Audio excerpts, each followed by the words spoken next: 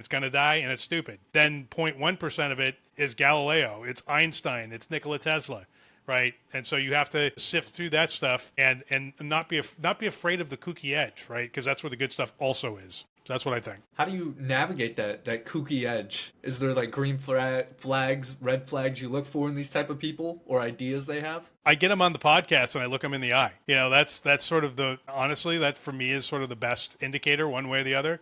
And I can't tell you what that is. I just sort of look at them and, make them talk to me for an hour and see how they answer questions, see how dedicated they seem to be. It's usually someone will out themselves in a free and open discussion. I mean, Rogan talks about this, right? How you can kind of hide on his show. He's like, look, you can sort of hide on this show for about an hour, but by hour 2 or 3, you're going to cook yourself. There is just no way to survive in a long form environment. I'm sure, Grant, you know about this too, right? So there is no way to live through this unless you're speaking from the heart and being authentic. Like Kamala Harris, that's why she stayed away from Rogan, because she knew she would get cooked, right? There was zero chance that she was going to live through it, right?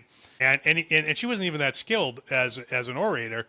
And even the skilled orators can't usually live through something like this long form. But if you're talking about a technical thing, usually the time to explosion is far shorter, right? Because you're asking very pointed questions about technical stuff. So it's not just sort of like a free-ranging discussion where you can kind of waddle around and sort of talk about nothing for a half an hour. It's like, okay, what does your subnet do? How does it do it, right?